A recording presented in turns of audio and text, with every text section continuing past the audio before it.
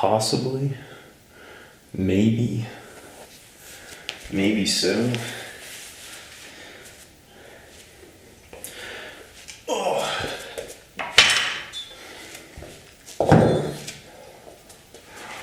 Potentially. Maybe it's too loud. Oh, shit.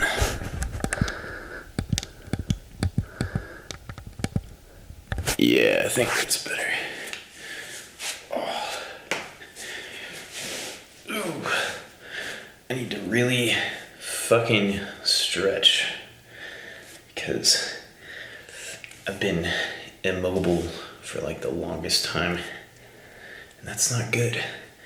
That's not good if I want to get a 495, 500 pound deadlift. I've always had that goal, you know, to reach intermediate level strength standards. Oh, and I think it's, you know, necessary to be able to reach those numbers, you know, where you can squat 405, bench 315, and deadlift 5 plates, 500, 495. Those are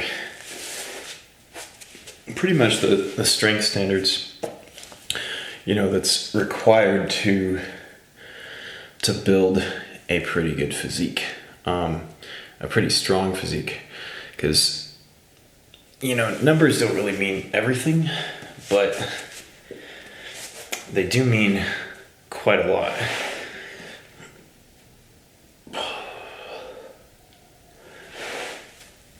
Oh.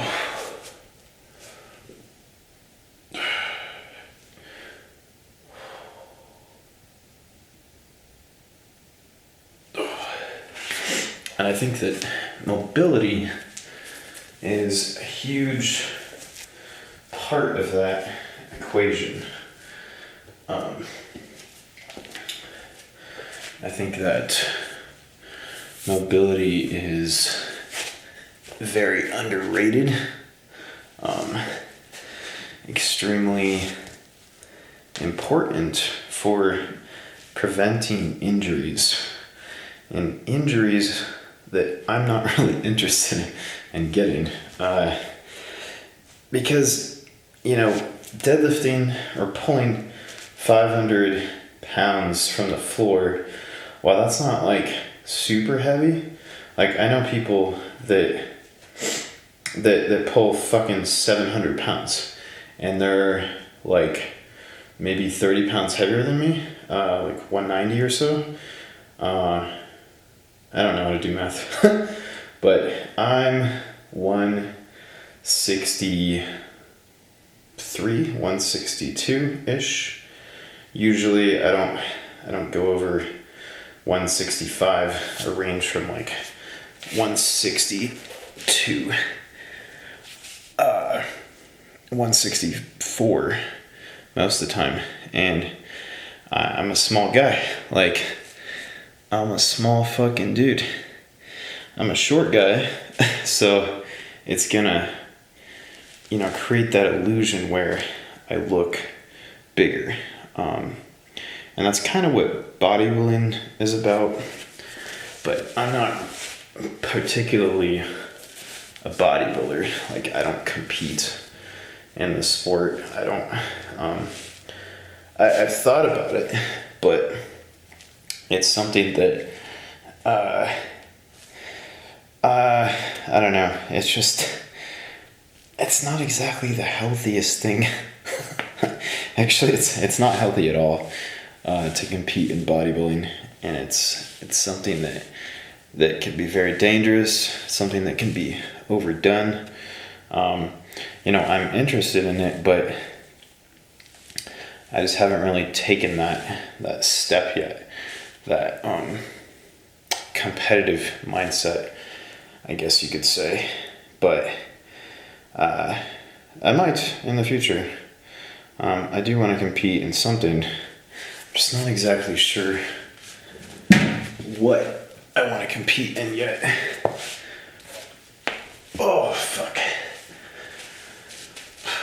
I just don't think I was really, like, ready for it, you know? Not everyone is ready for that type of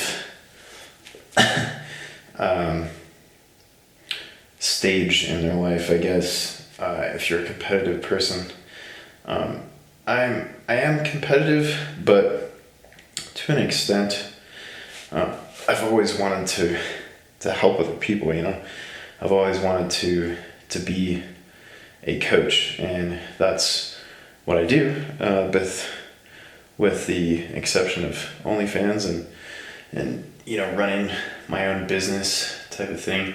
That stuff always interests me, and being in the porn industry has really just been something that I've been very, very intrigued by, very fascinated by. Porn is very fascinating. But it can also be, you know, somewhat degrading, or just not really great for your mental health. So I took a bit of time off from studio work just to kind of do my own thing, and that's where I'm at right now. But I'm ready to reach some goals. The first goal that I have is to get a 500-pound deadlift. So what I'm doing right now is I'm running a Wendler 5-through-1 program that's modified to me. About 7 years ago or so, I ran that program, and I've been lifting for 16-ish years now. But I never reached a fucking over 450 on the deadlift. I haven't touched those numbers, mainly because I hurt myself a couple times, just not really paying attention to these little smaller things. I didn't have enough electrolytes in me. I didn't have enough sodium in my bloodstream, and I wasn't really eating properly. Now that I have that taken care of, for the most part, nutrition, by the way, is going to, like, that's required. You don't just, like, you can't just take a fucking magic pill. It doesn't matter what it is. You cannot achieve the fitness goals, the strength goals, the muscle tissue goals without protein, fats, carbs. And it has to be adequate to the individual's needs. If you're a very active person, you know, you might need 5,000 calories a day. That's possible. It's not likely, but it's possible. I consume around 3,200 calories a day, but sometimes I go down to like 2,700. And I definitely feel it the next day. My body tends to be addicted to carbs, and just, you know, that's natural though. It's very common to consume a lot of carbs. Now, when you're eating a fuck ton of fat with it, and you're in a caloric surplus, and you don't train, you don't work out, you know, maybe your hormones are fucking terrible. That's what happens when you get obese. That leads to obesity. That leads to being overweight. And I've been a little overweight at one point in my life, but I fixed it, and that was by doing a ridiculous amount of research on the whole bodybuilding like community, bodybuilding lifestyle. I fixed my diet. I started training, in the way that my body responded to, and it seems like, strength, being able to deadlift more than 400 pounds, and be able to bench well over 250. I'm at like 295 right now on bench for a single. I haven't touched that in a while, but I regularly do sets of 5 with 225, and it's auto-regulated for each day. But right now I'm following a percentage program, which that's what Jim Wendler's programming is pretty much geared around. And then on week 4 you take a deload. So that's what I'm going to be doing right now to increase this deadlift strength. And it's definitely fulfilling. It's definitely something that that maybe you can get something out of my whole process. Today I did just deadlifts. I did weighted pull-ups. I did some rows, and I did abs. Usually I would do way more, but yesterday I trained. The day before that, took a day off. Been kind of just following the program strictly, because when I add in more stuff, like way more volume, I tend to like regress, and that's not good. That's not good at all. There's a time and place for more volume and high rep work, but it can definitely be overdone, and it can hurt your strength progression. And the amount that you lift, as long as you're doing it with the correct form, and you're getting all the leverage that your body specifically needs, and doing it in a safe way, not going to failure all the time. Sometimes yes, but that is going to be the best way to train, in my opinion. There's definitely phases of like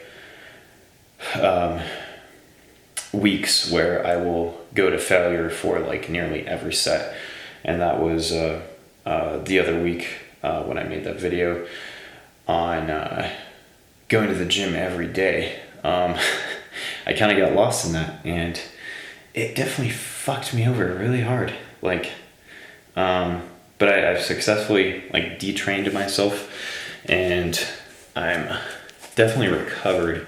As you can see in today's deadlift clip, that 405 for 3 did not feel hard at all. Definitely